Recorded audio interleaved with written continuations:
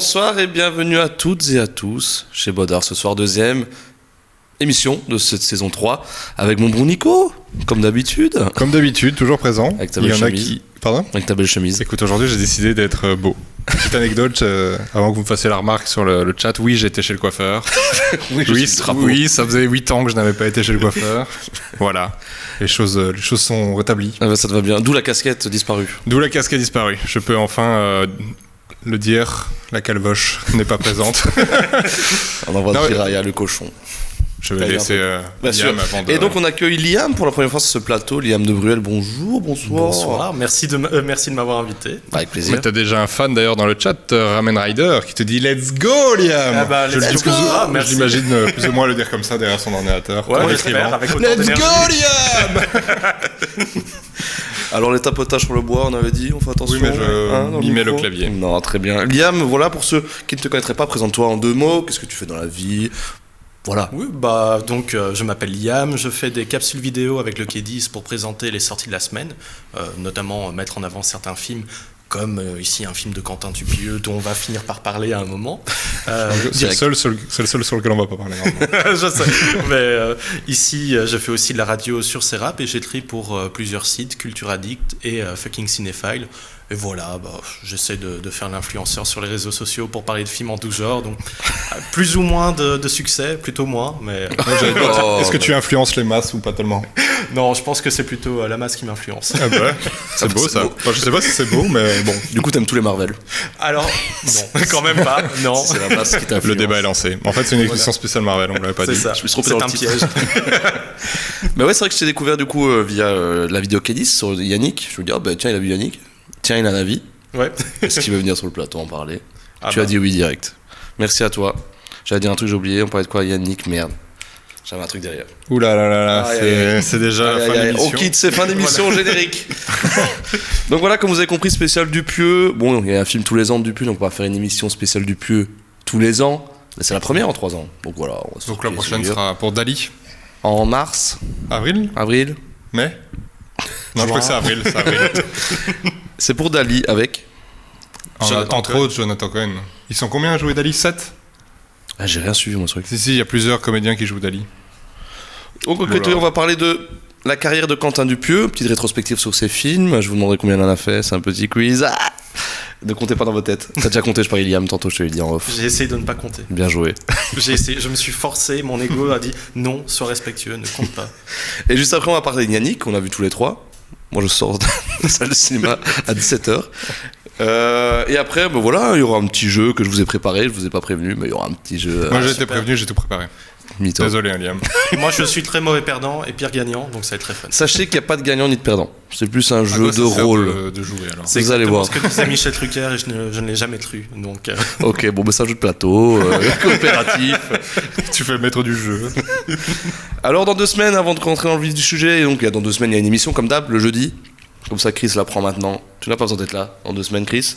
Car ce sera au FIF, une émission spéciale au FIF, car Nico et moi nous y sommes. Tout à fait. Je spoil direct, ça va être préenregistré. Tout à fait.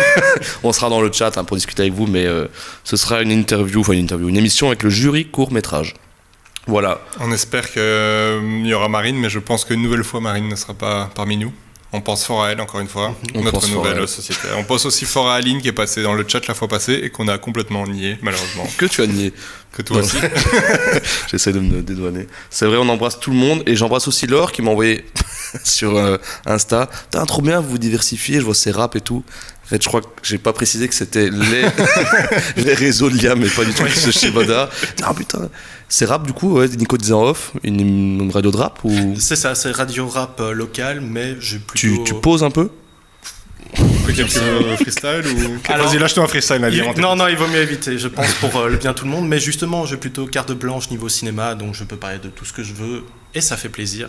Parler de séries pays italiennes des années 60, parler de Marvel quand il faut en parler des fois, même si je préfère parler de choses plus intéressantes comme le tricot. Mais, Trash. Mais du coup, quand tu travailles pour le K10 par exemple, qui est un cinéma qui doit rendre des places de cinéma, est-ce que ça t'est déjà arrivé de faire une critique un peu mauvaise ?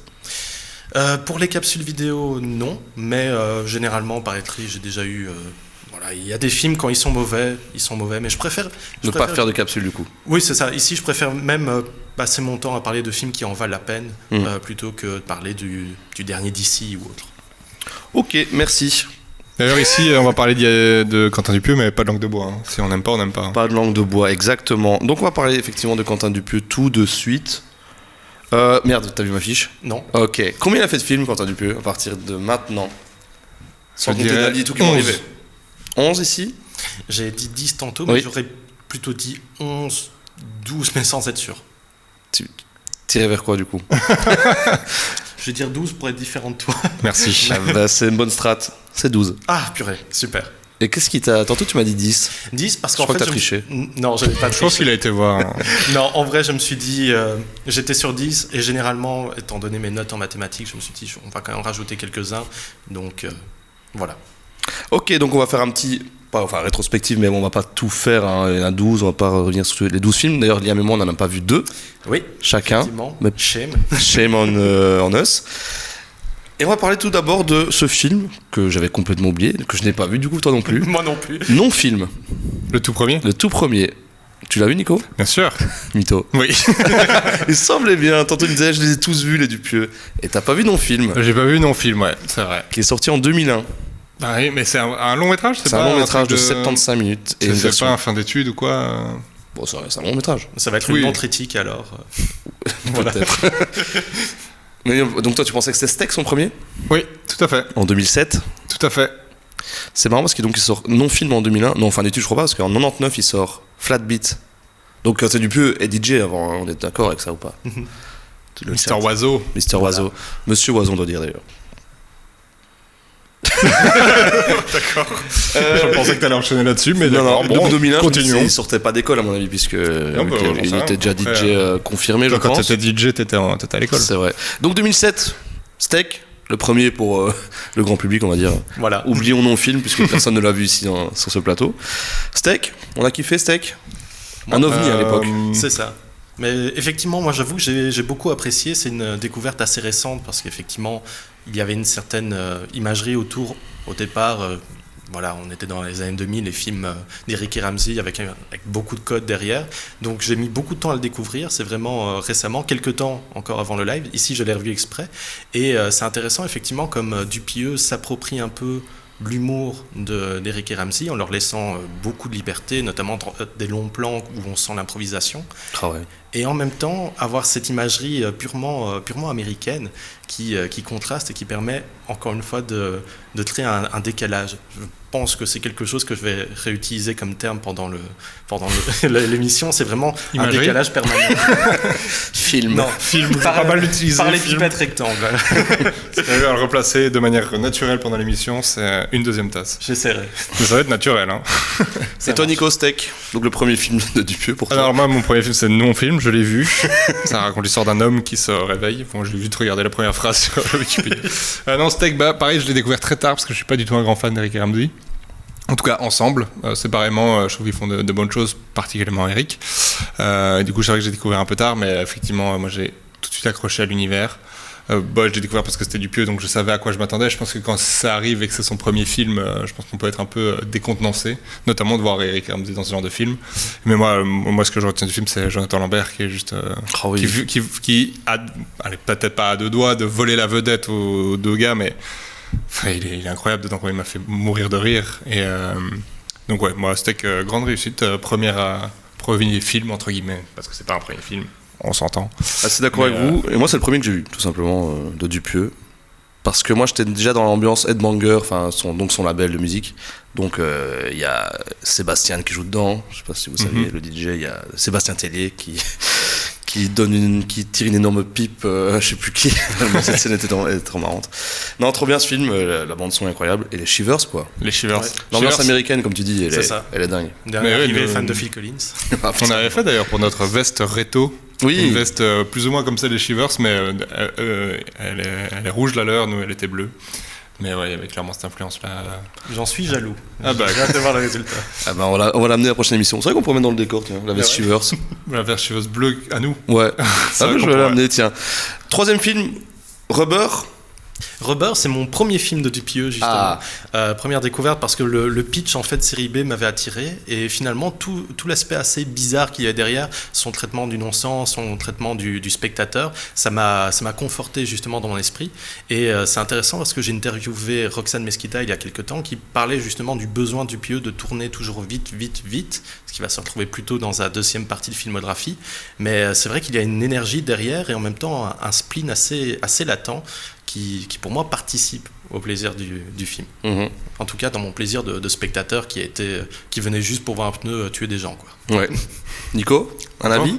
Un avis sur Rubber, mais moi je l'ai vu du coup il y a très longtemps. Je pense que je l'ai découvert en sortie DVD. À l'époque, il y avait encore des DVD qui sortaient. Je sais que les jeunes ne connaissent pas, donc c'était un disque. Le CD-ROM. Et donc, en fait, moi, je l'ai regardé parce que justement, il y avait une petite hype dans le cinéma un peu de niche autour de ce film de genre qui sortait autour d'un pneu. Ça a un peu fait parler. Et moi, je trouvais ça, j'avais beaucoup aimé justement toute cette atmosphère de film de genre mêlée à une espèce de critique du regard du spectateur sur ce qu'il regarde. Enfin, on peut interpréter plein de choses comme dans tous les films de Monsieur Oiseau, Monsieur Quentin Dupieux. Je pense qu'il aime bien nous faire poser des questions sans donner les réponses. Je pense que c'est un truc très caractéristique et je pense que lui-même n'a pas envie d'expliquer ses films. Et ça transparaît déjà assez fort avec justement ces gens qui regardent de loin ce pneu et du coup il y a une mise en abîme du spectateur qui se pose des questions par rapport à ces gens qui se posent des questions.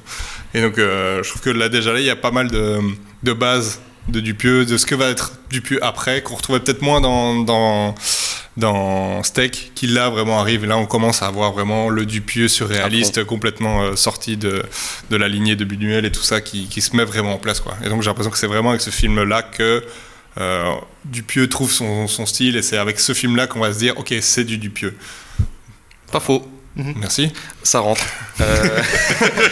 J'allais vous poser la question après le petit listing, mais on va le faire maintenant au fur et à mesure parce que j'ai pas envie de revenir sur Rubber tout à l'heure. Mais j'allais vous demander c'est quoi votre préféré et votre détesto de Dupieux. Okay. Moi, Rubber est mon détesto. Ah ouais? Comme ça, je vous le dis direct. Moi, j'aime pas trop les parodies de série B, tu vois. J'aime pas le côté viens, on se fait un nanar. Moi, j'ai jamais aimé ce truc on se fait un film un peu. Bon, il y a Full Ref, c'est cool, mais je sais pas, j'ai pas kiffé. Par contre, petit point positif que je voulais placer. Ça a fait taire des gens. À l'époque, Nico et moi, on faisait des vidéos, Feu Rocking Chair, et tout le monde disait oui, mais faut du matos pour faire des vidéos et tout. Et ce film avait été fait au GH5 Mark II, pas GH5, 5D. 5D Mark II de Canon, et que tout le monde avait à l'époque un appareil à 1500 €, donc abordable et tout. Et ce film a été fait avec ça, quoi. Et le film était ultra classe. Ouais. Et était tout cela, mais voilà, il l'a fait avec un 5D, donc cassez pas les couilles. On peut faire des films. Et voilà. Avec très peu de matos. C'est ça. C'est un bon message, je trouve. Je suis pas d'accord avec le côté série B comme tu parles. Je trouve qu'il emprunte, mais il fait pas un pastiche ou une parodie. Oui, j'ai pris tes mots, mais qu'il est plus dans l'hommage que dans le pastiche, comme les Sharknado et tout ça, où là on est vraiment sur faire de la série B pour la série B. Là, il emprunte dans le cinéma dans lequel il a baigné, en rendant hommage. Et tu vois, si t'aimes pas cette démarche-là, t'aimes pas la démarche de Tarantino qui fait exactement pareil, tu vois. Mais je suis pas très Tarantino. Moi je déteste Tarantino. Donc moi j'aime bien Tarantino, mais je suis ouvert à la critique. C'est une autre émission. C'est ça, c'est une autre émission. Mais effectivement, j'avoue, je suis dans la même optique, plutôt hommage ici, justement, dans le traitement même du pneu, où il y a quand même. Quentin Dupieux d'ailleurs. Exactement. C'était un peu gonflé comme blague, mais. Oh là là, bienvenue dans les années 80. Mais je trouve qu'il y a une certaine empathie quand même envers ce pneu qui se développe. Bon, pas encore une fois, je n'ai pas pleuré à la fin du film, mais il y a quand même un intérêt derrière qui me rappelle un peu certains films des années 50 comme L'étrange créature du lagon noir, d'une certaine manière évidemment. Et c'est cette affection qui pour moi permet justement d'esquiver la facilité du je te balance un pneu qui tue des gens, mais je me moque de ça. Je trouve que c'est un peu plus profond derrière, même si il y a un amusement ludique et en même temps il y a quand même un certain intérêt cinématographique. Exactement. Ben ouais, non, je suis d'accord. Je suis d'accord, oui, le côté hommage est plutôt à la place de la parodie. Je me suis un peu égaré. Troisième film, et pour moi, c'est là où commence, pour moi, le vrai Dupieux. C'est moi où commence. Pour moi, c'est là où, j'ai dit, ça, c'est du Dupieux. Salut l'ami Sattel, comment vas-tu? On t'embrasse. Dis-nous ce que t'en penses des films de Dupieux qu'on évoque. Donc là, c'est Wrong, le troisième film. Là, pour moi, c'est du Dupieux style. Eric revient. Rico. Tu t'en rappelles? Oui, il joue le jardinier. Qui repeint la voiture à moitié. Bref, moi, ce film, j'ai adoré ce film, par contre. J'ai pas trop d'avis, donc je vais vous donner. Enfin, j'ai des avis, mais je vais vous laisser parler parce qu'il y a beaucoup à dire. Liam. Moi, je crois que ça va être le film ici sur lequel je serai le plus court. Je le mettrai au fond de mon classement, pas que je le déteste, mais justement l'aspect un peu. C'est pas que je déteste. Je le vomis. Voilà, une abomination pour moi. Exactement le contraire. Non, c'est celui que j'apprécie le moins parce que je trouve qu'il y a un étirement qui se crée, qui pour moi me sort un peu plus du film que par exemple Rubber ou les autres films par la suite qui seront beaucoup plus condensés d'une certaine manière. Et voilà, c'est quelque chose qui m'est resté en travers de la gorge la première fois que je l'ai vu, qui reste encore une fois quand je le revois, mais il y a quand même encore cet intérêt de l'absurde et encore une fois d'un certain spleen qui nourrit qui nourrit aussi bien le débat qu'un par les pipettes rectangles nourrit les réflexions d'un mathématicien. Mais je rebondis, mais c'est ça, en fait c'est ça, pour moi on découvre vraiment l'absurde. Tu l'auras ta tasse. De Dupieux. Ah, tu l'as dit. Il l'a pas eu, donc très bien joué. Il aura sa tasse. Très bien joué. Ouais, c'est ça, c'est le côté absurde qui arrive vraiment, parce que Rubber, tu changes le pneu par un vrai tueur en série ou n'importe quoi, ça marche. Enfin, c'est juste le pneu qui est absurde. Le reste c'est plus ou moins ok. Enfin, il y a quand même des scènes un peu de théâtre. Ouais, t'as cette mise en abîme, c'est des trucs de la société spectacle. Bien sûr. Ouais. Après, c'est pour ça que je dis que là, le style est là, parce que t'as déjà ce côté du spectateur mis. Mais c'est un peu, toi, tu sentais qu'il commençait, et là, Wrong, c'est un fond de balle, quoi. Ouais. De l'absurde. C'est pour ça que pour moi, ça démarre là, mais. Nico, un avis? Alors, moi, Wrong, pas que je n'ai pas aimé, c'est qu'il m'a pas laissé un souvenir indélébile. Donc, je me souviens. Il en a touché une sans faire bouger l'autre? Oh, bah, superbe cette expression. Non, c'est juste que je ne m'en souviens pas, en fait. C'est pas un film qui m'a profondément marqué, comme son suivant l'aurait fait. Je me rappelle, par contre, que. Et c'est peut-être de nouveau dans son évolution tout trouvé. On est là, niveau image, je pense que c'est la première fois qu'il arrive dans les teintes pastel et un peu, entre guillemets, délavé, qu'il va après adopter sur tous ses films. Donc on n'avait pas encore sur Rubber, peut-être parce qu'il était au GH5, etc. Mais c'est vraiment à partir de ce film-là que là, on commence à voir l'imagerie aussi, en plus des thématiques, l'imagerie du Dupieux qui se crée, quoi. Et effectivement, comme tu dis, ce spleen, cette lenteur dans les dialogues, ces personnages qui se traînent, qui se changent des regards en se ratant.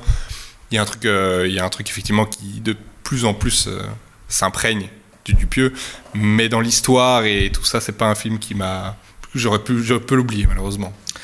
On l'oublie du coup. 2013. Non. Non, pas je rigole. Wrong. Non, allez on peut voir pas oublier Wrong. l'accent d'Éric Judor. Ah oui. Voilà. Qui revient d'ailleurs ici dans Wrong Cops. 4e film, j'abuse. 5e film, 2013. Wow, je commence. Wrong Cops, le film le plus marrant de Quentin Dupieux. Ouais. C'est un film à sketch. Son seul, je crois. Non, Film à pour moi, sketch. Fumer fait tousser, c'est un peu aussi un film à sketch. Ouais, ça se tient, c'est vrai. T'as raison. Mais c'était trop marrant. Ça, c'était la claque de rire. Un mot, Nico. Ah, pour une fois. Ouais, exact. Non, moi c'est clairement top 3 Dupieux. Top tier. Top tier. Ouais, on en parlait en off, Marilyn Manson dans ce film est juste incroyable, ce rôle d'adolescent complètement attardé et ce flic qui sort de nulle part, qui est violent, qui est rustre et tout, enfin, tout est drôle dans ce film.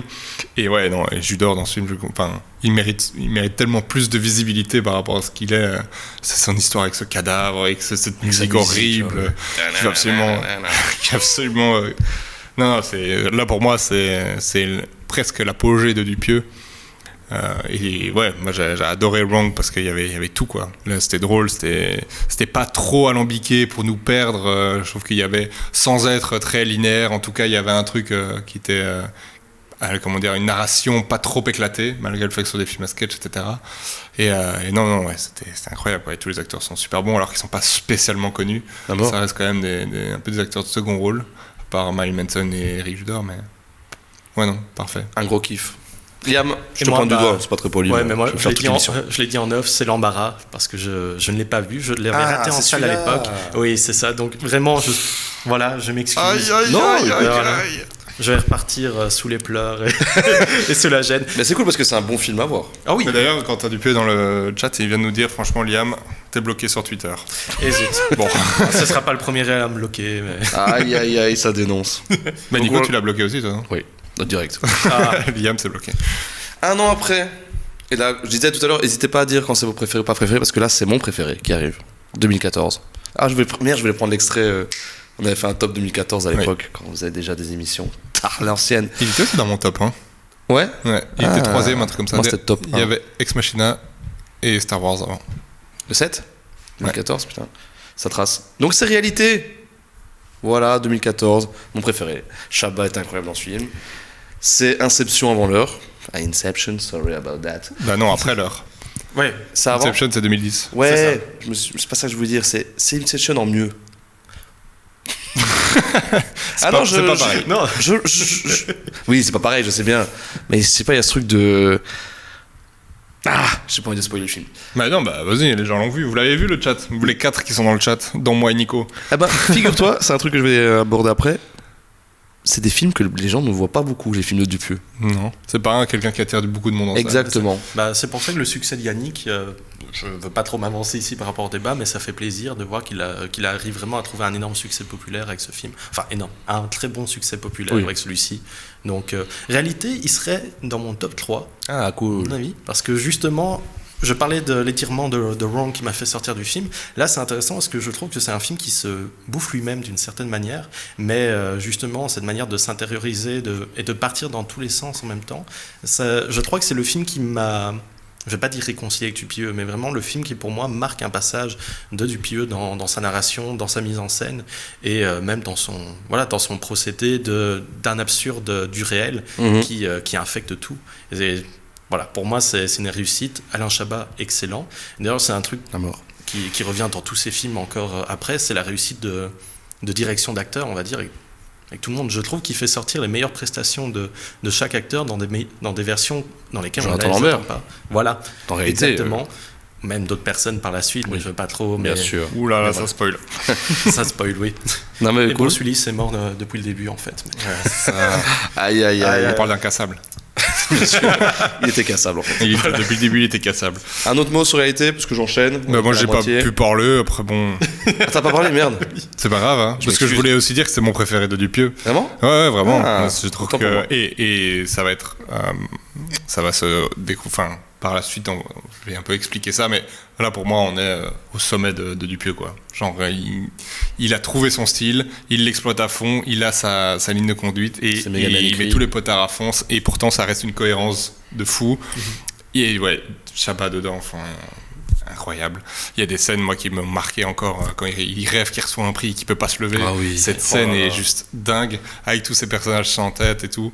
Il y a des comédiens de second rôle, il y en a un qui était déjà dans Wrong Cops, qui revient avec sa Jeep militaire, qui tourne. Il y a le gars qui joue dans Napoleon Dynamite, qui joue ce cadreur complètement stone. Enfin, il y a que des scènes. Pareil, c'est des petites scénettes, mais qui fonctionnent super bien. Enregistreur dans la voiture.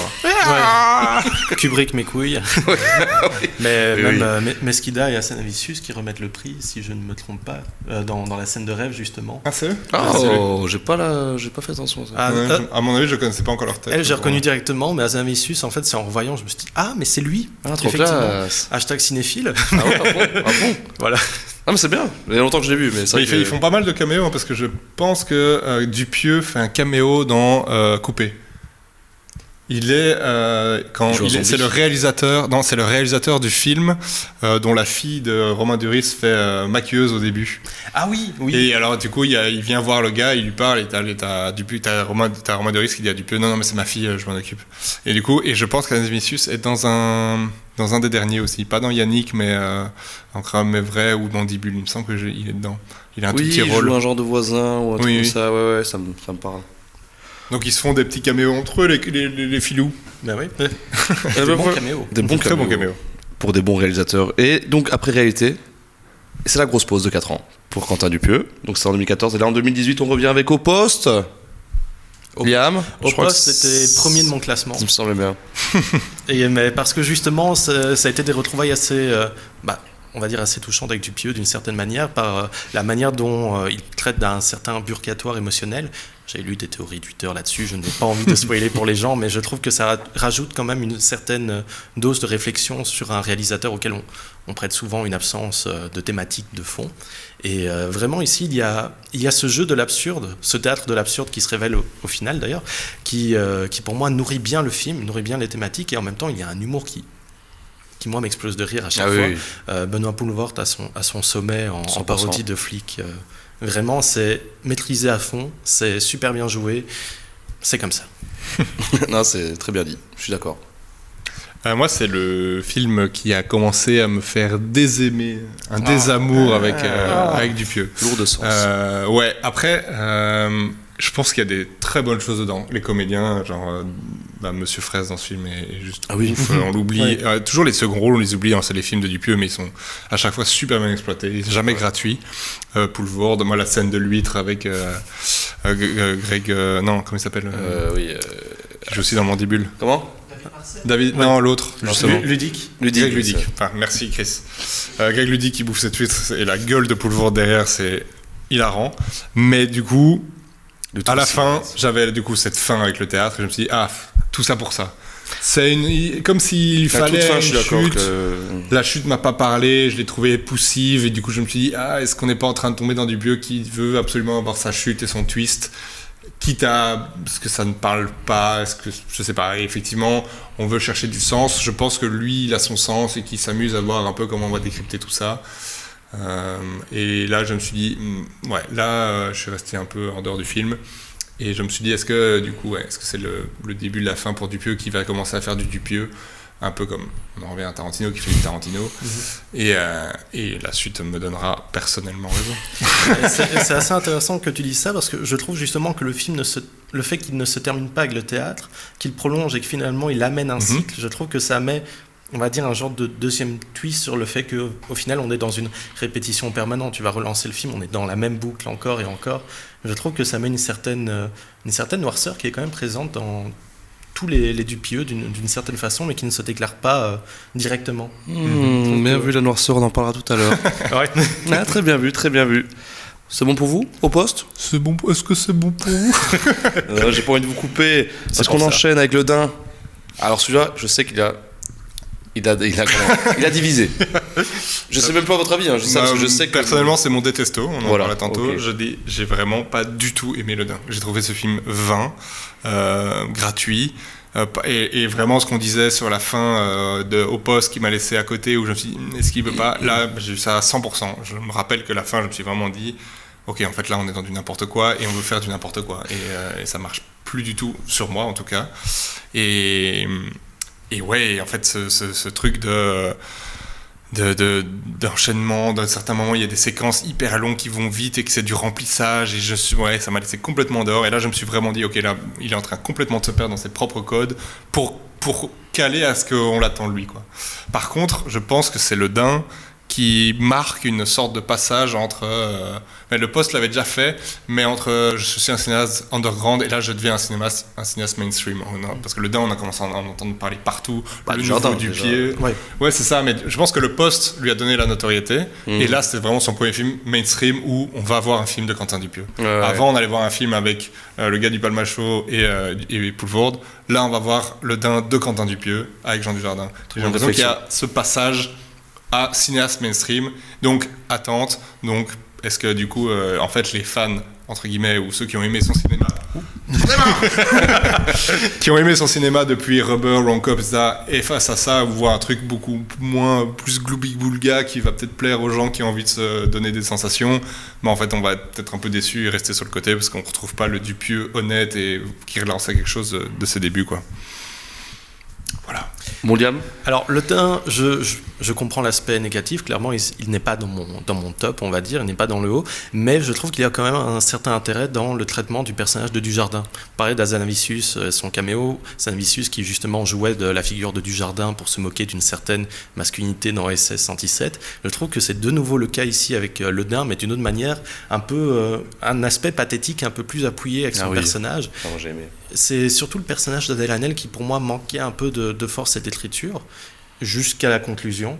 Mais je trouve que c'est un peu tardif pour elle là-dessus. Mais clairement, c'est pas sa faute. C'est le travail d'écriture là-dessus de son personnage. Mais sinon, la mécanique m'intéresse. Mais c'est vrai qu'elle trince un peu plus que pour un haut poste, pour moi en tout cas. Mais ce que tu dis sur Dujardin, moi je l'ai plus ressenti avec Adèle Haenel du coup. Cette meuf qui va absolument réussir, on lui laisse pas sa chance, et puis il y a un gars sorti nulle part avec des rushs de merde, mais elle est prête à y croire, et elle est à fond dedans, même si c'est nul, et elle refuse de voir la nullité de ce gars, quoi.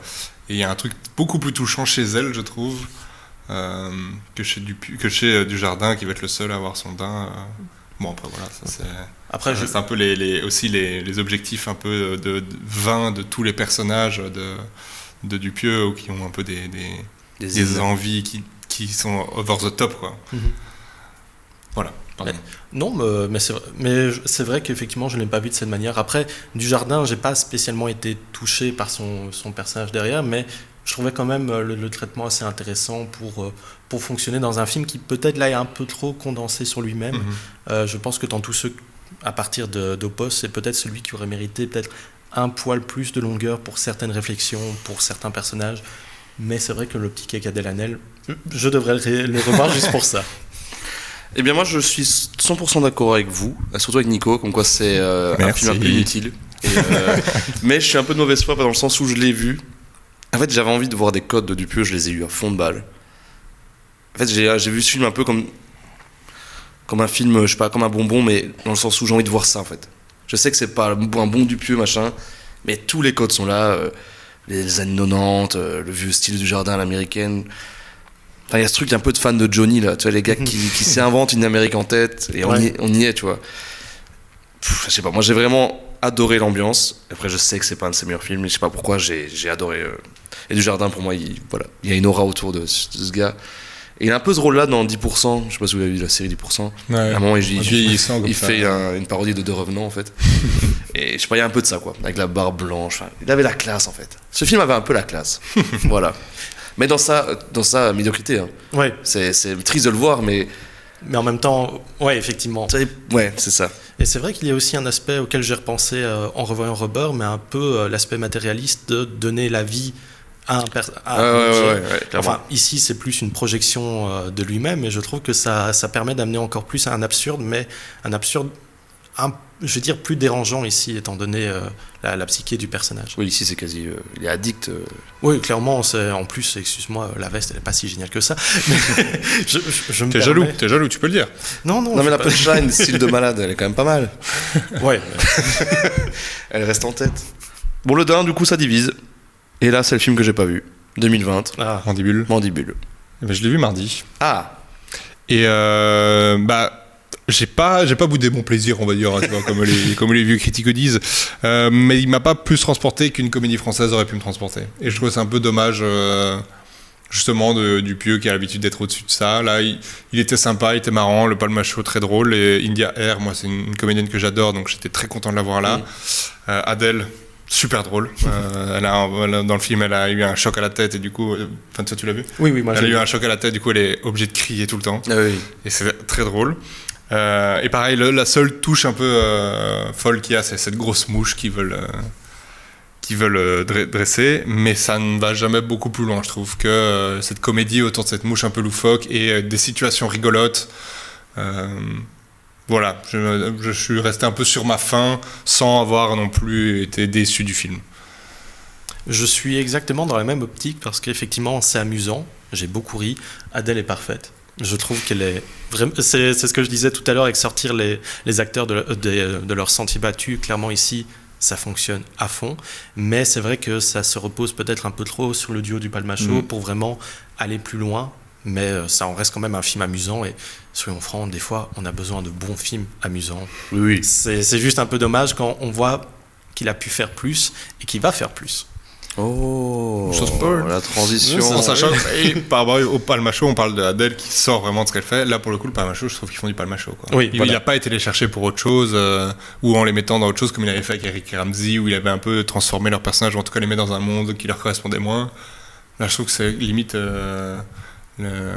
C'est Gaspard et Balthazar un peu plus ils ont pris stylé, le duo ouais, c'est vraiment on fait un peu les bourrus, les concons et puis voilà quoi. Alors qu'effectivement les avoir séparés sur Opos, enfin n'en avoir qu'un des deux déjà, ça amenait une autre énergie et ça permettait aussi de le développer autrement.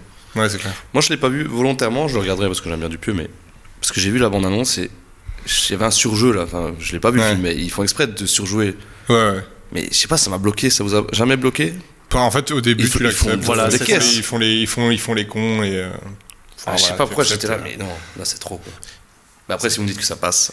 C'est ça, il y a quand même on va dire que c'est encore un aspect théâtral qu'on trouve par moment, avec la révélation d'Opos, mais c'est vrai que c'est peut-être un peu trop triard les premières minutes, mais après tu acceptes. De toute façon, Adèle est parfaite dedans. Rien pour elle déjà. Elle remonte le niveau. Voilà. Ok, je le mettrai. 2022, il y en a deux, mais voilà, je sais pas c'est lequel d'abord. Je crois que c'est Incroyable mais vrai d'abord. C'est ça, je pense. Je commence par qui? Par Nico. Ça fait longtemps que je commence. C'est vrai? Bien, alors c'est bon. Hein. Ah, pas de souci. Bon, d'accord, apparemment c'est... Mais incroyable mais vrai, je trouve le film assez intéressant dans la manière dont il condense dans quelque chose assez court, quand même une certaine longueur, on va dire, dans les explications, notamment les explications sur le secret de la maison, sur l'appendice de Benoît Magimel. Voilà, exceptionnel. C'est parfait, mais je trouve qu'il y a également quelque chose d'intéressant dans la dynamique de couple qu'il y a derrière, dans cette crainte, encore une fois, par rapport à un temps qui passe invariablement, par les inquiétudes des personnages respectifs, et Benoît Magimel, qui effectivement, sa masculinité est fortement remise en question dans le film, le personnage de Léa Drucker, qui est... Justement, je trouve qu'il y a une... C'est ça, il y a une certaine amertume derrière qui, dans son dernier plan avec elle, m'a vraiment fait mal au cœur. Ah oui. Et même toute cette dernière partie qui est juste illustrée qu'en musique, où on les suit, on a tous ce rattrapage du temps finalement, ça amène quand même une amertume assez forte et qui permet pour moi d'approfondir la comédie, on va dire une comédie de mœurs qui fonctionne déjà bien, mais qui ici trouve une dramaturgie assez forte et assez mouvante. Moi, le film m'a pas plus emballé que ça, dans l'idée où on en parle, tu dis ça tantôt, que parfois on lui reprochait de ne pas avoir de thématique ou d'être un réalisateur un peu gratuit. Là, pour le coup, la thématique est tellement énorme et sans subtilité que je trouve que ça retire un peu de la magie du film. En fait, tu as compris où il voulait nous emmener et qu'à partir du moment où tu as compris, il nous offre plus vraiment de surprises et du coup, là où on avait encore des twists aussi maladroits soient-ils, là, je l'ai vraiment pas... je me suis dit, ok, en fait, je m'attendais à être surpris, j'ai pas du tout été surpris. Et de la part de Dupieux, ça me déçoit. Ouais. Parce que je me dis qu'il pouvait nous emmener ailleurs que là où on a l'impression que dès le début du film, on se dit, ok, on va aller vers ça, mais ok, c'est Dupieux, il veut nous emmener ailleurs. En fait, non. Il y a ce côté, on sait où on va aller, on sait comment ça va finir. Et ce plan de fin, moi... le clin d'œil est tellement énorme à Buñuel, au chien andalou, et que je me suis dit, en fait, est-ce que l'idée des fourmis est venue juste pour ce plan-là, juste pour l'hommage, de dire, en fait, regardez, je suis vraiment... cinéphile. Non, pas le cinéphile, mais se placer comme l'héritier de Buñuel, l'héritier du cinéma surréaliste. Et c'était tellement énorme que je me suis dit, aïe. Parce que quand il mange la pomme, il dit ouais, il y a des fourmis dedans, et qu'elle pose la question, est-ce qu'on peut avoir des fourmis à l'intérieur de nous, j'ai tout de suite pensé à Buñuel, j'ai tout de suite pensé à son cinéma. Tu l'as vu venir. Ouais, je l'ai vu venir, et je me suis dit, s'il va avec ça, alors là, il va vraiment hyper loin dans arriver avec ses gros sabots et se placer lui-même, sans qu'on ait besoin de le dire, même s'il veut le faire depuis plusieurs films, qu'on a très bien compris, que tout le monde l'a accepté, que c'est le nouveau réalisateur. Là, il le dit, quoi. Non, c'est moi. C'est moi le cinéaste surréaliste, c'est moi l'héritier de Buñuel et de tout le dadaïsme, et c'est comme ça. Et je me suis dit, c'est dommage, il n'y a pas besoin de ça. T'as pas besoin de nous emmener là pour qu'on le sache, en fait. Qu'on le sache. Et ça, j'ai trouvé ça dommage, de nous prendre autant par la main et de pas nous donner autant de surprises qu'avant. Et bon, alors, c'est très drôle, Magimel joue super bien ce repas à table, ou quand il l'appelle dans son bureau en mode, non mais t'as été impressionné toi de ma bite et tout. Ça marche super bien et c'est dommage que ça aille pas plus loin. Et pareil, je trouve qu'il y a... Enfin moi, les séquences de 5-6 minutes où il y a que de la musique et du montage, bon, je trouve que c'est parfois un peu fainéant pour faire passer le temps, quoi. Et donc, ok, ça marche parce que du coup, il y a plein de choses qui se passent, mais voilà, c'est pas un truc qui me... Je me suis dit pareil pour le moment clip du film, je trouvais ça facile aussi, et je sais pas si vous êtes d'accord avec moi, mais j'ai l'impression qu'il y avait une ambiance un peu Gondry dans ce film, un peu plus écume des jours, le truc un peu romancé, mais ça faisait pas Dupieux, justement, je rejoins un peu là-dessus. On est sur un film, enfin, je m'attendais un peu à tout. Bon, après, il y a des blagues à la Dupieux, bien sûr, mais je sais pas, il y avait un truc un peu plus flat, quoi. Et, mais pour revenir aussi sur Magimel, vous parliez tout à l'heure de mettre des seconds rôles en avant. J'ai redécouvert Magimel dans ce film, en fait. La même. Meilleure prestation jusqu'à Pacifiction. Que j'ai envie de voir, du coup, j'ai pas encore vu, mais... Il y a eu le rôle aussi pour lequel il a eu Pacifiction, il a eu le César, mais l'année d'avant, il a eu le César aussi pour un autre rôle. Il a fait vers la mer. Il a fait le doublé. Non, il a pas eu pour le vers la mer. Non, c'était pas Revoir Paris, non. C'est possible de se Revoir Paris. En tout cas, je sais qu'il a eu le César 2 années d'affilée et que c'est vraiment le renouveau de Magimel. Alors, pas de Revoir Paris ici. Je ne suis plus sûr, en fait. Ben, je ne sais plus là-dessus, mais en tout cas, il aurait mérité pour son engin électrique. Oui, 100%. Rien que ça, voilà. 100%. D'ailleurs, je voulais dire tout à l'heure, mais je vais le placer maintenant. Il faut savoir que Quentin Dupieux n'a jamais eu de prix en France pour ses 12 films. C'est De son vivant. Comment ? Ah oui. Ah, De son vivant, le film. Ok. Je crois. Peut-être avec le film qui va suivre celui dont on va parler maintenant, mais je te croise les doigts. Fumer fait tousser, tu parles ? Après, Il manquait celui-là, ouais. Il manquait celui-là. Bon, on va vite le passer parce que c'est vrai que l'émission va à une vitesse dingue. Et des gens sont arrivés sur le chat, enfin sur le chat, mais dans l'émission, donc on les embrasse. Bienvenue. On va parler de Fumer fait tousser, aussi sorti en 2022. Quentin Dupieux, très prolifique en termes de cinéma. Et qu'est-ce qu'on en a pensé ? Je vais commencer. Vas-y, pour changer. Ouais. Là, j'ai eu du mal. Ah. Moi, j'ai eu du mal. L'ambiance est ultra cool. La fin est vraiment classe. Là, j'ai pas envie du tout le spoiler parce qu'il est assez récent comme film, mais la fin est très énigmatique et très cool. Chabat, voilà, le rat, il m'a un peu deg. Mais après, c'est aussi, je sais pas si c'est un hommage ou pas, mais il y a cette ambiance un peu sa marionnette de Monsieur Oiseau. Enfin, il est très marionnettiste dans son délire. Voilà, un peu organique comme ça. Enfin, bref. Mais sinon, je sais pas, côté Power Rangers, je sais pas, c'est pas un univers qui m'a parlé. Après, il y a quand même des trucs cool, tout le message faut arrêter de fumer et tout, que le louche fait avec. C'est très marrant. Mais je sais pas, le message m'a pas parlé. D'ailleurs, je sais même pas vraiment ce que j'en sors dessus. Voilà. Dites-moi ce qui en sort, s'il vous plaît. Alors, moi, justement, j'aime bien déjà comme le début. Encore une fois, il y a cette contamination de l'absurde dans le réel. Et je trouve que cette manière de débarquer directement avec ces super-héros, ça amène directement un décalage qui va être encore brisé là, après. Pour le coup, ouais, vraiment. Ah ouais, mais c'est pour avoir été un fan des Power Rangers quand j'étais jeune, mince et imberbe, clairement, ça m'a fait plaisir. Mais c'est vrai c'est un film qui est beaucoup nourri par plusieurs formes de névrose et d'angoisse personnelle. L'angoisse c'est Doria Tellier, si je ne me trompe pas, avec ce cas, cette solitude. Oui. Même cette inquiétude, encore une fois, d'une attente, d'un événement qui devrait perturber, et finalement cette attente qui se prolonge, qui me rappelle un peu la Bête dans la jungle cette année, qui a cette même réflexion, mais sans Power Rangers pour le coup. Aussi avec Denise de Moussier. Exactement, oui, effectivement, c'est vrai que ça tombe bien. Mais sinon, c'est vrai que ça reste quand même assez amusant, justement, la manière dont le rire se crée par une certaine forme de malaise, et aussi par quelques formes, genre t'es mal à la taille du Chabat. Mais ouais, j'ai trouvé ça justement amusant dans l'angoisse qu'il m'a procuré. Ok. Après, je vais pas peut-être voir un truc petit d'angoisse, tiens. Moi, dans certains films. Mais je vois ce que tu veux dire. Ok. Tu voulais rajouter un truc ? Peut-être après, mais je refile un peu la patate chaude. Ah, c'est gentil. Moi, pareil que Incroyable mais vrai, non, peut-être moins. C'est un film qui m'a laissé aussi complètement en dehors. J'ai pas du tout été transporté. Alors, moi, je suis pas du tout un fan des Power Rangers et de toute la, je sais pas comment on appelait cette exploitation des costumes et tout ça du Japon. De tout le Club Dorothée, moi j'étais vraiment en dehors de tout ça quand j'étais plus jeune, donc ça m'a pas spécialement parlé ni fait rire sur le côté parodique ou hommage de nouveau qu'on y retrouve. Et pareil, les petits sketchs qu'il y a dedans m'ont pas plus parlé que ça. À la fin, pareil, j'ai eu un sentiment un peu vain de cette fin, de ce robot. Les séquences avec Poulvord un peu inutile, je trouvais. Ah oui, j'ai oublié. Tu vois, complètement on oublie qu'il est là parce que qu'est-ce que c'est, enfin, tu vois, il y a ce truc là, comme tu dis, qu'est-ce que ça raconte en fait, qu'est-ce que tu veux me faire, enfin, en même temps tu veux me raconter plein de trucs et puis tu racontes rien. Et voilà, est-ce que ça fait partie de ce côté Dupieux qui veut raconter les choses mais qui veut pas nous dire quoi? Alors du coup tu fais du cinéma pour qui? Là je me suis vraiment dit, tu fais ce film pour qui?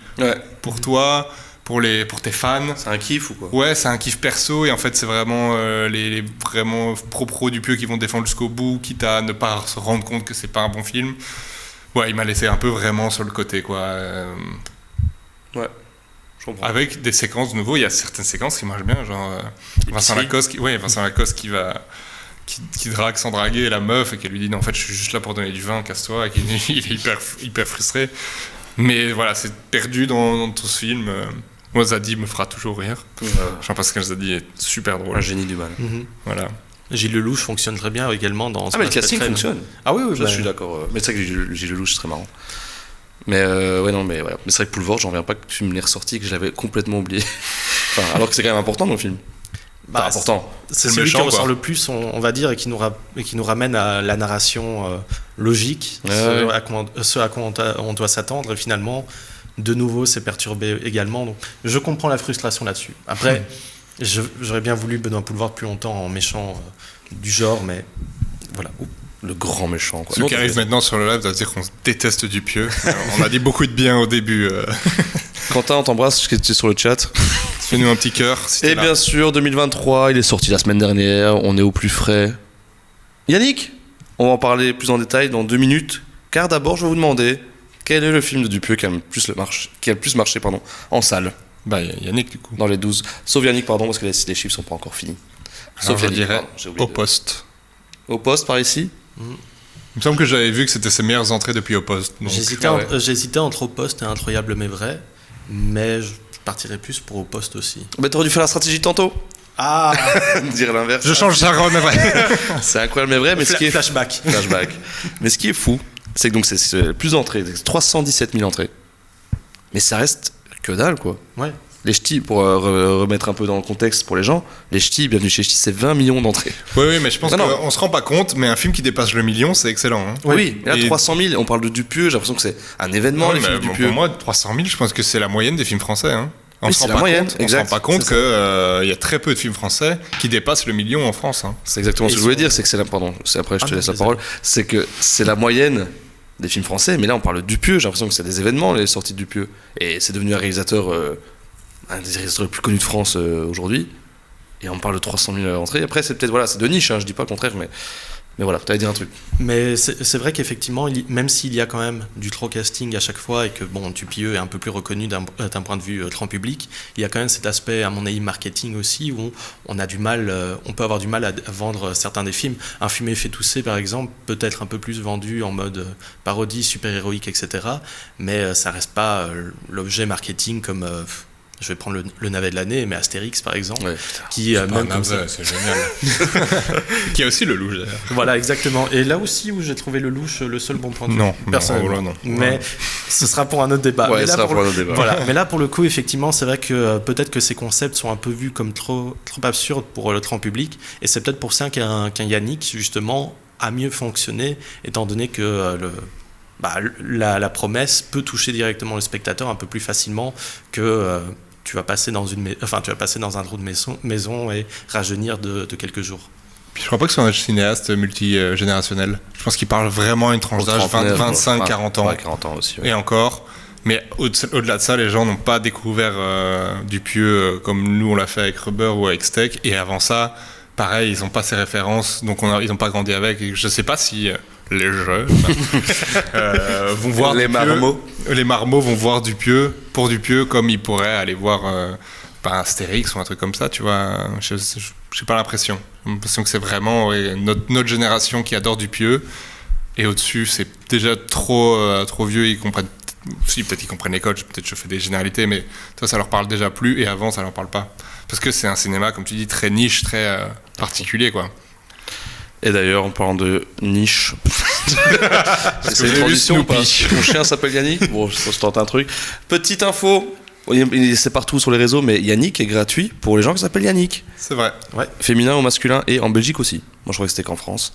Sachez-le, les Yannick. Allez voir gratos. Tout à l'heure, je suis allé le voir. J'étais tout seul en salle. Bon, on verra les entrées à 16h. Ah. Seul de chez seul. Ah, ça c'est dur. Moi j'ai été à Bruxelles et la salle était le comble. Mais j'étais le jour de la sortie. Oh. À 19h. Ok. Mais un film qui fait comble le jour de sa sortie, c'est bien. C'est pas mal. Ça veut dire que le premier week-end, il fait 100%. des bonnes entrées. Alors j'ai un petit résumé de Yannick que Liam de Bruel a fait sur Insta. Je te l'ai volé. Comme ça, je ne spoil pas. D'ailleurs, vu que celui vient de sortir, on va essayer de pas spoiler, bien sûr. Les autres, on a un peu dit. Hein, le temps, on n'aurait pas dû en parler peut-être dans Incroyable mais vrai. Ouais, attention à vous, là, je vous vois. On suit Yannick, un spectateur qui décide de se lever pendant une pièce de théâtre pour l'interrompre, étant donné sa médiocrité assez abyssale. Voilà. Je n'avais plus le terme exact, mais c'est vrai que c'est très mauvais. C'est parce que t'as été sur ChatGPT, ça, pour Exactement. Non, synonyme de caca. Abyssal. Je vais lâcher un petit abyssal aux toilettes, les gars. Alors, bon, vite fait, un petit tour de table. Qu'est-ce qu'on en a pensé d'Yannick ? Parce que bon, on a fait la rétrospective, mais ça a pris du temps, donc on va continuer sur Yannick tranquillement. Alors, pour moi, c'est son meilleur depuis Réalité. Oh, la barre est très très haut ici. La barre est très très haut. J'ai adoré. J'ai rigolé, j'ai été hyper ému. Les personnages sont ouf, les comédiens sont dingues. Et on parlait de Dujardin en loser. Je trouve que Yannick est un tellement plus beau loser que Dujardin. Il est touchant. Il est ultra touchant et c'est un gars qui ne veut faire de mal à personne. Et comme il dit dès le début, moi il m'a trop touché quoi. J'ai dû prendre congé pour venir ici. J'ai fait 45 minutes de train et 15 minutes à pied et vous me vendez ça. Je trouvais ça génial. Et là t'as compris ce personnage qui est un monsieur, madame tout le monde, mais un peu la classe moyenne basse, qui se bouge pour aller voir un vaudeville tout nul. Et je me suis dit, mais en vrai, moi je suis dans cette situation-là, à sa place, j'aurais un peu honte d'avoir été voir une pièce aussi nulle, et lui il décide de faire quelque chose, et à la fin, oh non, j'allais spoiler. Mais c'est touchant de bout en bout, et même le personnage de Pio Marmaille qui veut exister en dehors de vos données, et qui après en fait est rien. Il y a tout. Ouais, moi, je trouvais que c'était vraiment un magnifique loser, Yannick. Un des plus beaux de ces dernières années au cinéma. Très bien. Quenard est magique. Quoi. Quenard est magique. Bah, moi, c'est simple. Instantanément, mon préféré dès que je suis sorti de la salle. Je trouve qu'il est d'une perfection au niveau rigueur technique. Il n'y a aucun plan à enlever. Alors que parfois, dans certains films, c'est vrai qu'on parlait de Fumer fait tousser. C'est vrai que les plans de boulevard, on peut s'interroger là-dessus. Mais ici, en voyant le film, c'est quelque chose qui m'a directement frappé, auquel j'ai beaucoup repensé. C'est tellement maîtrisé, condensé, et en même temps, il y a tellement de choses qui bouillonnent derrière. Il y a une interrogation, il y a confrontation, je ne vais pas dire de classe, parce que je trouve que ce serait un peu simplifier le propos, mais justement sur ce rapport de spectateur qui, effectivement, c'est un mec de tous les jours qui fait sa sortie peut-être de l'année et qui doit se taper un mauvais truc. Également, cet aspect avec le personnage de Pio Marmaille, comme tu l'as dit parfaitement, donc je ne vais pas me répéter là-dessus, mais c'est ça, il y a une telle maîtrise là-dedans, il y a en même temps un humour qui est tellement efficace, il y a quand même une petite vanne sur le président français qui est passé comme une lettre à la poste, et vraiment tout ça, je trouve que ça en fait un film qui est hilarant, mais également peut-être le plus émouvant, justement par sa gestion, et par d'autres choses dont on ne parlera pas. Non, c'est ultra émouvant, t'as raison, c'est assez rare je trouve chez Dupieux d'avoir tant d'émotions, c'était très bien, et Pio Marmaille, on s'arrête un peu dessus, mais il est dingue dans ce film. Ah oui, il est ouf. Au début, je savais pas trop où aller, parce que voilà, il joue son acteur de vaudeville, mais sans spoiler, il joue à la fin, il est incroyable. Et Quenard, incroyable aussi. Super film, les plans, je suis d'accord avec toi, chaque fois, dès qu'il y avait un plan, c'était une peinture, le truc, c'est trop stylé. Le gars, le pervers, là. Tous ces plans sur lui sont géniaux. Il est tout seul, ouais. Putain, il doit dire son mot de passe. Putain, et l'autre qui fait le pervers là. Le pervers là-bas haut. Je sais pas, je me demandais à quelle marge avait Quenard dans l'improvisation, parce que parfois j'ai l'impression qu'il cherche son texte, mais ça marche tellement bien. Pareil, quand il parle du pervers et tout, j'ai l'impression qu'il trouve le mot à ce moment-là, quoi.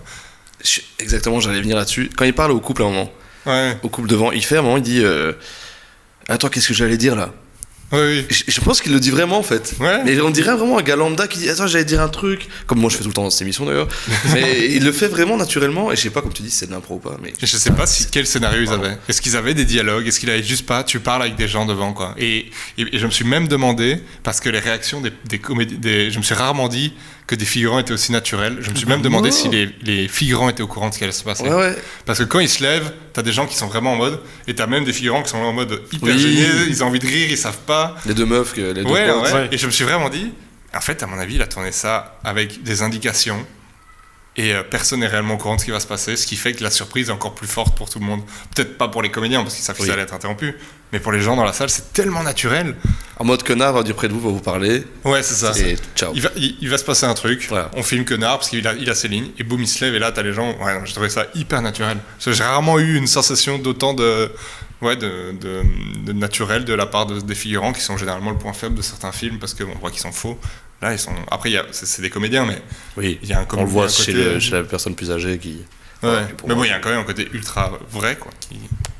Et c'est vrai que c'est aussi un film qui respire beaucoup. C'est vrai qu'en parlant de condensé, on dirait que ça étouffe tout, mais en fait, il y a dans ce que tu dis, justement, on sent que c'est un film qui laisse respirer les acteurs, qui laisse respirer d'une certaine manière. L'écriture, et finalement c'est vrai qu'il y a une telle maîtrise visuelle, parce que vraiment je trouve que c'est un film d'une rigueur fascinante, et en même temps ça permet de laisser respirer ces moments d'improvisation, ces moments où on sent également qu'ils essayent de se rattacher au récit, mais en étant je vais pas dire eux-mêmes, mais en offrant quelque chose de leur personnage où ça va jusqu'à un aboutissement. Raphaël Quenard, dedans, effectivement, il y a quelque chose qui fait très lui et en même temps qui ressort de lui, de ses prestations dans un Sentinelle ou dans un Chien de la Garde, par exemple. Et ça ne m'étonnerait pas, enfin, je touche du bois, qu'il y ait une petite nomination. Pour Yannick, il le mériterait. Même Marmaille. Ah oui, largement. Non, mais En second rôle, là... Quand il fait la deuxième pièce, sans dire ce que c'est, mais il joue une deuxième pièce. Et qu'il est en mode, il faut que ça marche, mec. Il faut que ça marche, quoi. Il est là en mode, il croit, quoi. Oh là là. Alors que c'est de la merde. Ouais. Ah non, mais c'est alors à l'inverse, je trouve que Blanche Gardin joue trop celle qui joue la merde. Ouais. Tu vois ce que je veux dire? Je suis d'accord. Voilà. Non, super film, du coup, je crois qu'on est tous d'accord sur ce film, c'est marrant. Juste un petit truc, moi, qui m'a... Voilà, je trouve que c'était un peu exagéré. On était bien, là, et puis t'arrives... Donc à un moment, le personnage de Quenard, Yannick, du coup, sort de la salle pour... on s'en fout. Là, il se fout de sa gueule un peu dans son dos. Je sais pas, ça, je trouvais que c'était un peu trop. Avant, Blanche Gardin, justement, rajoute une dernière punchline. Je fais, bon, ça va. Ouais, mais elle se fait un peu juger par... mais Marmaille, il la remet à sa place en mode, non, allez, c'est bon, on avance. Ah, mais tu trouves pas qu'elle joue un peu comme tout le monde fait maintenant? Enfin, ouais, pardon. Oui, elle est pas incroyable. On parle du truc naturel tout le long du film, et là, voilà. Ouais, c'est ça que je disais, que c'était la moins naturelle, je trouve, du lot. Même Chassagne est chouette. Chassagne très cool, ouais, il joue bien, à fond. Et ouais, je reviens un truc un peu plus technique, mais le plan sur le couple, déjà quand il lui demande de toucher sa cuisse et tout, c'est méga malaisant, mais c'est génial. Et le point est toujours sur la meuf. Et il fait jamais de passage de points un peu facile et tout. Franchement, c'est carré. Ouais, c'est magnifique. Mais c'est vrai que cette scène, par exemple, m'avait fait... J'avais un peu peur, justement, à ce moment-là, qu'il y ait une certaine bascule dans le jeu de Quenard dedans, parce qu'il y a quand même... je trouve que c'est un exercice équilibriste, ne pas être tant un loser que ça, qu'il ait sa conviction propre, etc., mais en même temps qu'il ait cet aspect un peu... ce côté décalé à l'intérieur en même temps. Et par rapport à ce que tu disais, justement, cette scène où les personnages, les acteurs s'expriment, je trouve qu'il y a déjà cette idée de frustration aussi de leur part. Et finalement, c'est un film qui parle de frustrations diverses. Et je trouve que c'est déjà une première façon de l'amener, même si là aussi, c'est encore un équilibre sur le jeu où on a envie en même temps de les comprendre. Parce qu'effectivement, moi, ça me ferait chier pendant... Justement, les quelques fois où j'ai fait du théâtre, à chaque fois, j'étais « s'il vous plaît, qu'il n'ait jamais ça ». Parce que je connais des personnes à qui c'est arrivé. Pas exactement comme ça, mais presque. Et en même temps, il y a cette frustration aussi pour nous, parce qu'on a vu ce début. On a vu ce jeu qui est abyssalement médiocre. Voilà, exactement. qui est effectivement très mauvais et qui en même temps permet justement de mieux poser cette frustration. Nous, en tant que spectateurs, on s'amuse de voir cette médiocrité de la pièce et en même temps, on comprend tout à fait pourquoi on se lèverait également à sa place. C'est vrai. C'est vrai qu'on ne veut pas lui en vouloir. Voilà. Non, c'est en ça qu'il est attachant et touchant, quoi. C'est que j'avais une petite question pour vous, mais elle est aussi dans la chronique qui arrive, donc je vais la passer. Tu la passe là, et va dans ta chronique. Et on part au jingle. Better Call Us. Hi, I'm Saul Goodman. Did you know that you have rights? The Constitution says you do, and so do I. Tu t'es arrêté où? Alors, Better Call Us, c'est... Voilà, je teste des nouvelles chroniques, hein, c'est le début de saison. On a vu, j'ai pris des commentaires de merde sur Allociné.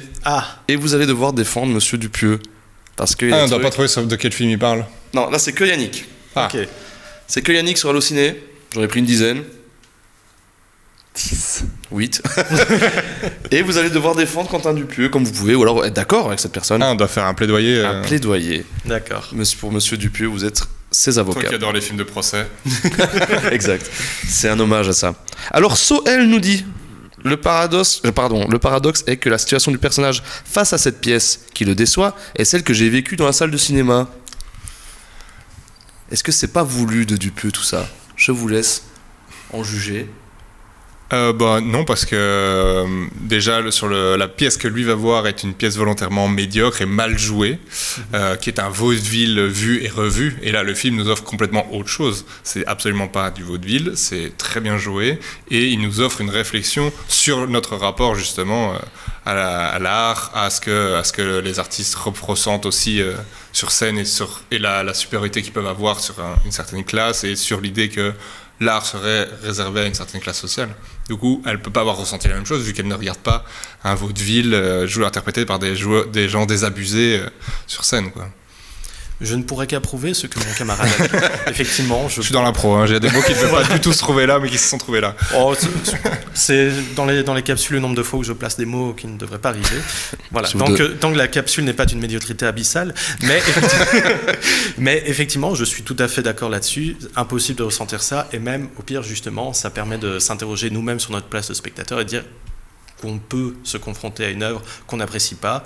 Et sans nécessairement se lever dans une salle de cinéma pour l'interrompre parce que ça ne sert à rien, au moins juste exprimer son mécontentement par la suite, comme elle a pu le faire. Nous sommes dans une démocratie, nous pouvons ne pas aimer les films et nous pouvons ne pas être d'accord avec son avis. C'est bien, merci beaucoup, maître. Nicolas Métrige nous dit, heureusement, c'est ça que je voulais venir tout à l'heure. Heureusement qu'il ne dure qu'1h07. J'ai l'impression d'avoir vu un film d'1h30 tellement il y a des lenteurs et le film est ennuyant. Est-ce qu'1h07 c'est pas abusé ? Ça, c'est ma sous-question. Alors, je trouve justement qu'il y a un bon équilibre dans la durée où, encore une fois, on permet au film de respirer, d'amener ses thématiques, d'amener tout un fond qui passe par la narration et en même temps de condenser le tout pour justement, même, on peut s'interroger sur Dupieux qui finalement ne veut pas faire perdre plus de temps aux spectateurs là-dessus. Ça, c'est un questionnement qu'il faudrait poser directement au réalisateur. Je ne veux pas surinterpréter son propos. Néanmoins, je trouve justement que cette durée permet effectivement d'avoir quelque chose qui est artistiquement riche, valable, qui vaut la peine d'être vu, et en même temps qui nous laisse également le temps en tant que spectateur de digérer après la séance ce film et pouvoir vaquer à d'autres occupations si, comme la cliente précédente, on n'a pas aimé le film. Écoutez, combien de films cette année sont sortis qu'on a jugé trop longs avec du remplissage en tête, Oppenheimer, qui nous ont fait chier et qu'on s'est dit, voilà, c'est bon, on a compris. Enfin, un film qui va droit au but, qui raconte son histoire et qui ne veut pas faire du remplissage inutile. Et ça ne nous empêche pas de ressentir des émotions qu'on peut ressentir devant n'importe quel autre film. Au final, moi, j'ai vécu toutes les émotions qu'il me fallait, même si c'était en 1h10. J'ai ri, j'ai été ému, j'ai eu peur. Bon, j'ai peut-être pas eu peur. Mais voilà, oui, c'est court. Mais ça n'en reste pas moins hyper efficace sur ce qu'on peut ressentir devant le film. Et heureusement, parce que est-ce que s'il avait voulu allonger son film et raconter autre chose, est-ce qu'il n'y a pas un moment où justement on se serait dit « Ok, c'est bon, t'as fait le tour, maintenant conclue ». Là, il arrivait à sa conclusion au moment où ça devait, ou au moment où on était au pic de notre émotivité par rapport à ce personnage. Donc il arrête au bon moment. Il s'est pas dit « Je vais faire un film d'une heure 40 ». Et le plan final est parfait parce que c'est un plan au moins où tu te dis « Ok, on sait ce qui va se passer après, pas besoin de le savoir, laisse vivre ». L'extérieur, ce que j'avais pas ressenti avec Fumer fait tousser, où je me suis dit c'est con de finir là, quoi. Là j'ai l'impression que tu me finis sur un rien, il me manque un truc pour vraiment conclure. Là j'avais pas besoin parce que tout était raconté, donc moi ça me va très bien. J'ai une sous-question financière. Quand le film passe 2h30 quand le film passe 2h30, on le fait plus cher. Ici on paye 7 €, ou je sais pas, peu importe le cinéma, pour un film d'1 heure. Est-ce que c'est pas frustrant pour les gens? Ça, c'est des. Ou pas du tout. Moi, l'argent, c'est pas un problème. Non, mais. Non plus, je suis millionnaire. J'ai le Cinéville. C'est ça. Avec Cinéville, je peux aller comme. Non, mais on est OK avec ça, on peut faire des films d'1 heure, quoi. Oui, après, en dessous d'1 heure, ça devient un peu court. Mais on a 1h07. Là, il y a les réductions en dessous de 45 minutes généralement. Oui, c'est des moyens métrages. Et s'il n'y a pas dans les salles de cinéma, je ne jugerai pas, mais un peu quand même. Voilà, c'était juste la sous-question, mais personne ne l'a dit dans les commentaires. Katia nous dit, à trop vouloir faire à trop vouloir faire dans le décalé du décalé, on se retrouve dans le vide. Est-ce que Dupieux fait trop de décalé pour Monsieur Tout le Monde? Alors, non, allez-y, permettez-moi, mais objection, où est le totalement décalé qui va vers le vide? Effectivement, il y a du décalage, comme il y a dans tout le cinéma de Quentin Dupieux. Donc, déjà, c'est un peu comme reprocher à une comédie musicale qui ait trop de chansons. Je pense que c'est quand même un argument un peu vain, finalement. Un peu vain et vide. La même chose, de toute façon, il y a un vide dans ce commentaire là-dedans qui mérite d'être rempli par du bon sens. Le bon sens que ce décalage nourrit le film, et en même temps qu'il n'est pas finalement...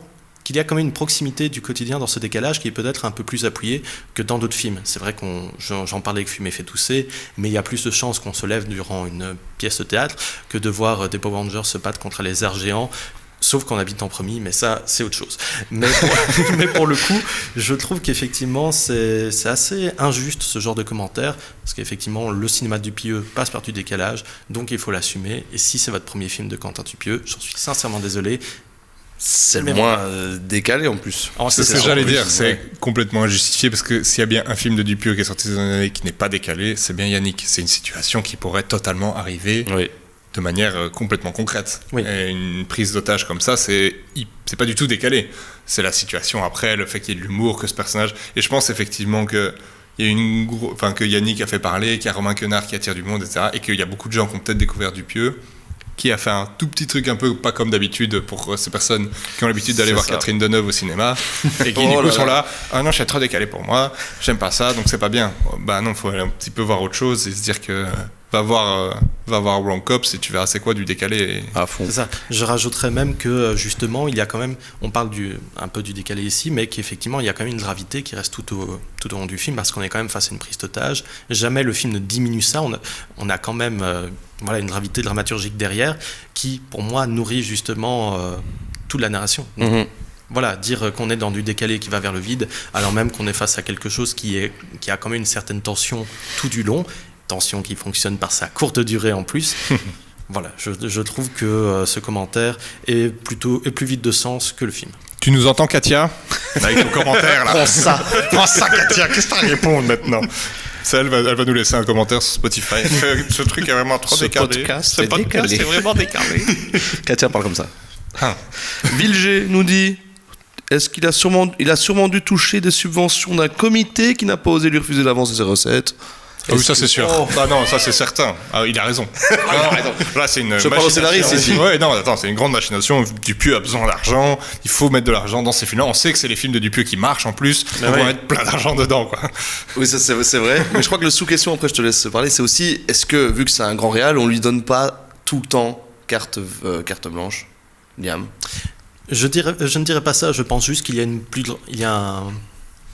meilleure proximité avec le public qui permet justement d'avoir un meilleur financement pour certains films, mais je trouve qu'il y a justement une interrogation permanente dans sa mécanique et que cela permet ici justement pour moi d'atteindre son apogée. Et puis ça fait du bien quand on finance des bons films aussi à partir d'un moment. C'est bien de financer des films en général de toute façon, je préfère qu'on finance quelques navets mais qu'en même temps on laisse assez d'argent, assez d'aide pour des propositions autres, comme ici. Donc, est-ce que c'est un problème de financer ce film? Le même financement dont dispose Yannick, eh bien, peut-être qu'un film que vous avez plus apprécié en a également disposé. Si c'est pour priver tout le monde, eh bien, on va se retrouver face à des films qui sont plutôt vides, également comme ce commentaire.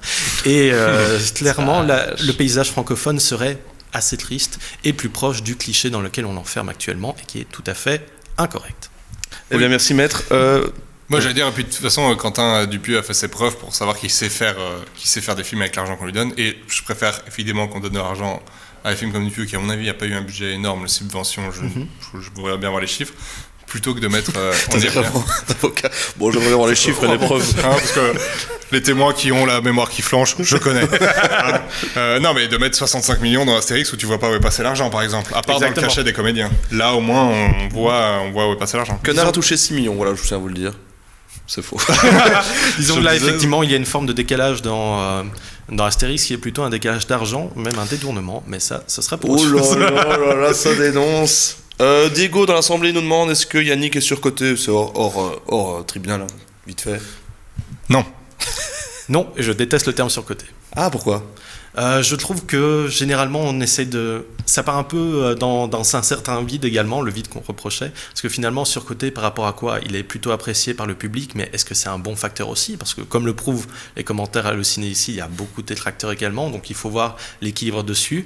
Est-ce que c'est parce qu'on en parle en bien sur les réseaux sociaux? Bah, c'est logique, c'est souvent le cas avec plein de films, et le fait que ce soit avec un film français plutôt que des grosses productions américaines, je vais vraiment partir en boomer, mais des grosses productions américaines qui tournent à vide, ça fait du bien.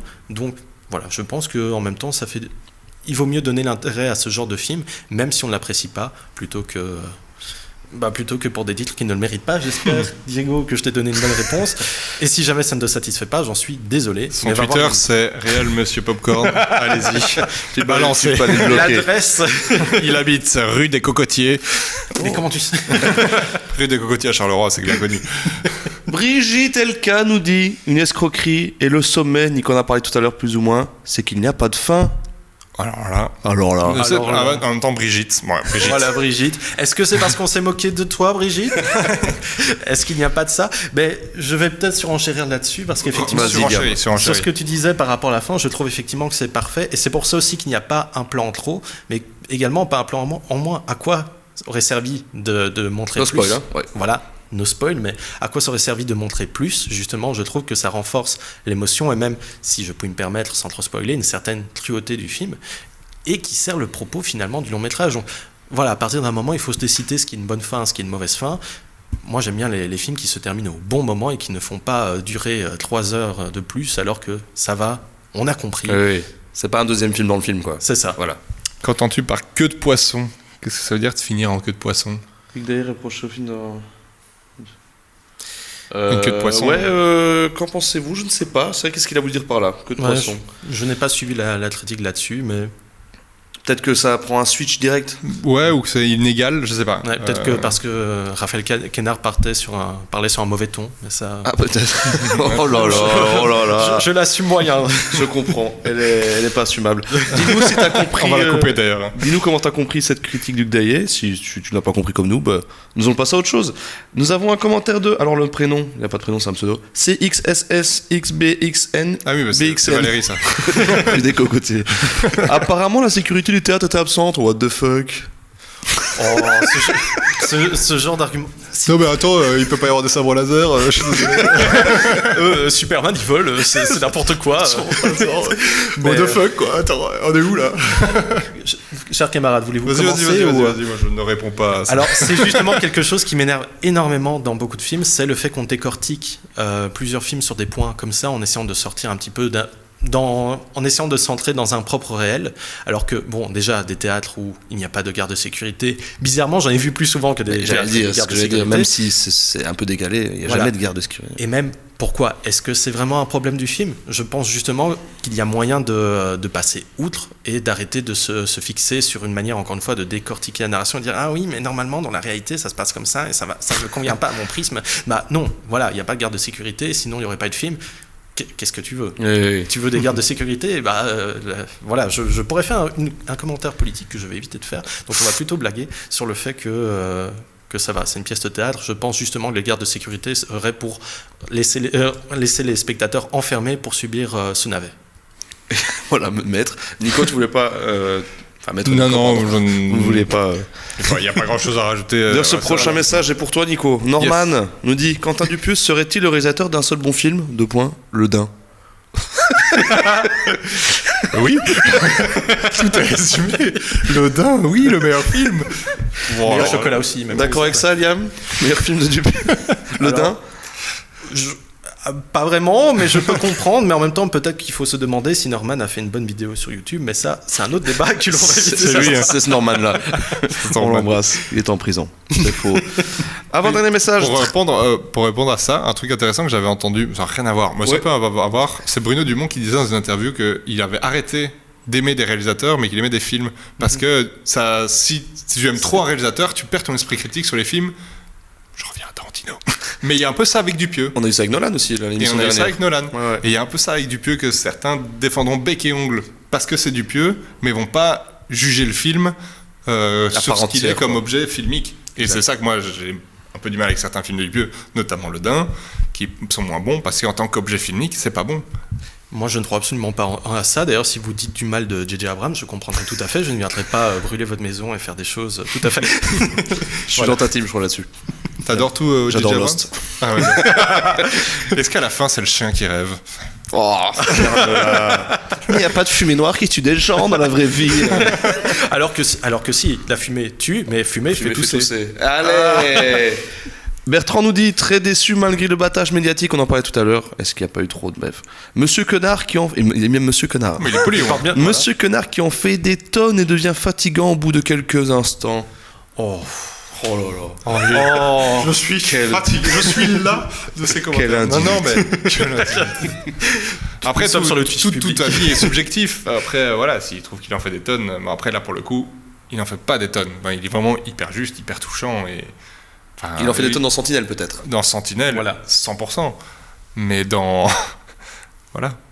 Dans Yannick, pas du tout. Je le trouve hyper juste, hyper bon, hyper touchant. Enfin, Non, il est Pas d'accord avec Bertrand. donc. Avec Non, Bébert.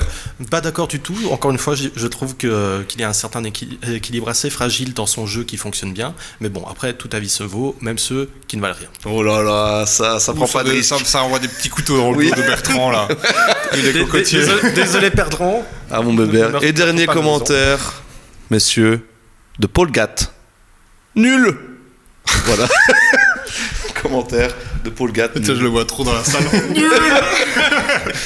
1h07, je sors. Alors, un message. Nico, je te laisse le lire. Pour les fans du cinéaste, cette nouvelle production se rapproche un peu de Au Poste, face à face entre Benoît Poelvoorde et Kevin Ludic, même décor unique, même humour absurde et même fin que de poisson. On ne sait toujours pas ce que ça veut dire. Cette critique m'a un peu refroidi pour voir le film. Bon, moi, ça n'a rien à voir, mais je vais laisser Liam défendre bec et ongle Yannick, mais en tout cas, pour moi, Diego, tu peux aller voir Yannick sans avoir peur que ça se rapproche de Au Poste. Ça parle pas du tout de la même chose, ça raconte pas la même chose et c'est pas approché du tout de la même manière. Et j'ajoute un petit truc, il faut pas toujours prendre au pied de la lettre ce que disent les critiques. Même nous, ça tombe, nos avis sont à chier. Mais Hugues Daillet n'a pas le dernier mot, je veux dire. Voilà, exactement. Et je ne l'aurai pas ici, même si je vais essayer de l'avoir. Mais c'est assez intéressant qu'il compare les deux là-dessus, sur cette fin... sur le côté de la fin, parce que justement, moi j'aime bien le fait que la fin d'Au Poste s'étire, mais je trouve qu'en contradiction, le fait que la fin de Yannick soit aussi concise, ça fonctionne justement sur l'expérience du film. Donc finalement, qu'est-ce qu'il préfère ? Une fin plus tardive, une fin plus précoce ? Là encore, je pense qu'il y a moyen d'interroger l'exercice critique de Monsieur Daillet, sans vouloir non plus juger son avis, qui vaut ce qu'il faut. Exactement. Nico, quelque chose à rajouter ? Que de poisson, je crois d'ailleurs que ça veut dire en fait. Moi j'avais une fin vite fait, que de boudin dans la tête. Un autre boudin. Un autre boudin, ouais. Vous voyez que je sais pas.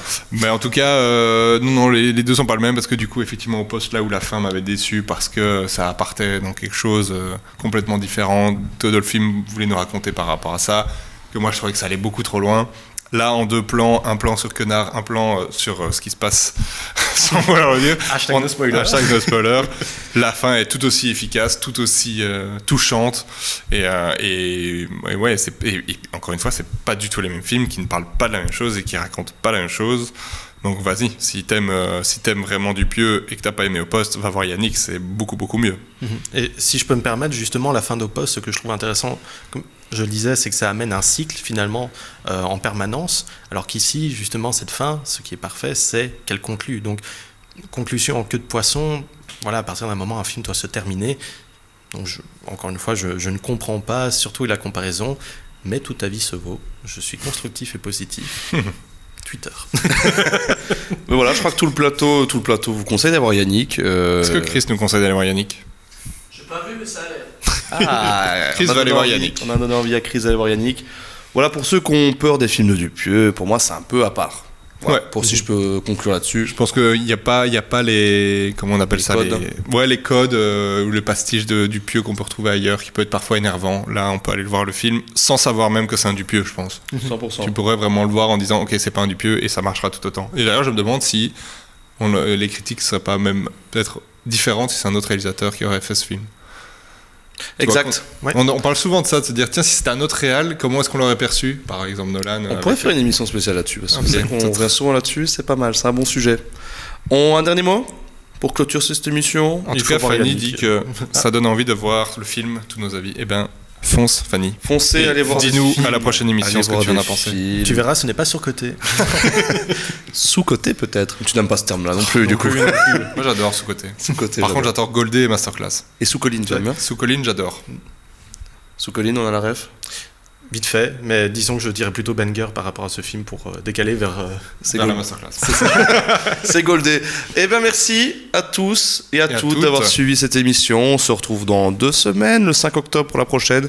Merci à Liam d'être venu, j'espère que ça t'a plu. Ah, énormément, j'espère que ça vous a plu, ou sinon je me fais vite éjecter en... C'est un peu surcoté, mais bon. Je veux pas créer débat. C'est fait, dans le chat ça débat déjà. Eh bien, merci à tous et à toutes. Étant donné les perfs au box-office FR. Étonné, pardon.